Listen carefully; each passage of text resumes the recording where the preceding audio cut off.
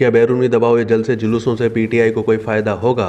अब अमेरिका जिंदाबाद, हाँ हम गुलाम हैं, क्या ये नारे लगाएंगे? हंगामा खेज कॉलम निगार एस जाहिद ने अपने कॉलम में अपना बयानिया तब्दील करने पर पीटीआई को आड़े हाथों ले लिया। वो लिखते हैं कि गाड़ियों के पीछे हम कोई गुलाम हैं और अमरीकी मुदाखलत नामंजूर लिखवाने वाले अब अमरीकी अरकान कांग्रेस से खुदूद लिखवाते हैं कि अमरीका पाकिस्तान के दाखिली मामलात में खुली मुदाखलत करे। शायद अब गाड़ियों के पीछे अमरीकी झंडे के साथ अमरीका जिंदाबाद और हाँ हम गुलाम हैं के नारे लिखवाए जाएं। कॉलम निगार ने सवाल पूछा कि आखिर कब तक पाकिस्तानी अवाम बिलखुसूस नौजवानों को बेवकूफ़ बनाया जाएगा? अब तो उन लोगों को अपनी सोच तब्दील करके मुस्बत सोच अपनाना चाहिए जो ऐसे नारे लिखवाने और लगवाने वालों के बहकावे में आते थे। ये कैसी सियासत है कि अपने मफादात के लिए गैरों को अपने मुल्की मामलात में मुदाखलत करने के लिए कोशिशें की जाएं और इस मकसद के लिए मुबैना तौर पर भारी रकम खर्च की जाएं। ये वही लोग हैं जो आईनी तौर पर इक़्तिदार से महरूमी के बाद अमरीका पर मुदाखलत के इल्ज़ाम पर मबनी बयानी की तशहीर किया करते थे। क्या पाकिस्तानी कौम अब ऐसे लोगों को एतबार करेगी? शायद बिल्कुल नहीं। इसीलिए तो इस जमात के अब तक तमाम एहतजाजी जलसे और जुलूस फ्लॉप हो चुके हैं। एस जाहिद ने मजीद अहम सवालात उठाते हुए लिखा है कि पाकिस्तान के खिलाफ चंद अमरीकी अरकान कांग्रेस की तरफ से सुबुकदोश होने वाले सदर जो बाइडन को पहले भी खत लिखा गया था। इस खत को लिखने वाले अरकान की तादाद 65 थी। अब जो दूसरा खत लिखा गया है ये 46 अरकान की तरफ से है।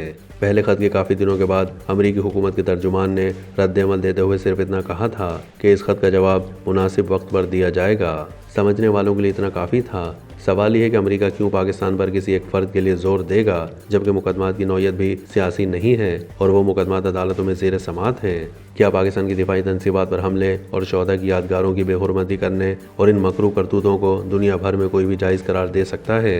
क्या इन वाक़यात के मनसूबा साज और लोगों को ऐसा अमल करने के लिए उकसाने वालों को बेकसूर करार दिया जा सकता है? क्या पाकिस्तान एक आज़ाद और ख़ुद मुख्तार मुल्क नहीं है या किसी की कॉलोनी है? क्या पाकिस्तानी कौम जो अब सारी हकीकत जान चुकी है ऐसे लोगों की हिमायत करेगी? मज़कूरा बाला तमाम बातें बईदुल अक़ल और नामुमकिन हैं। कॉलम निगार के बकौल जहाँ तक पाकिस्तान में इंसानी हुकूक की पामाली की बात है तो वो पामाली क्या है ये भी तो बताया जाए। कोई भी जाकर देखे कि बानी पीटीआई के साथ जेल में क्या ज़्यादती हो रही है। क्या जो सहूलियात उनको हासिल हैं बाकी कैदियों को भी हासिल रही हैं? अगर किसी बैरूनी दबाव की वजह से बानी पीटीआई को रिहाई दी जाती है तो फिर पाकिस्तानी कवानीन और अदलिया की तौजीह क्या रह जाएगी? फिर तो तमाम कैदियों का हक बनता है कि उन्हें रिहा किया जाए।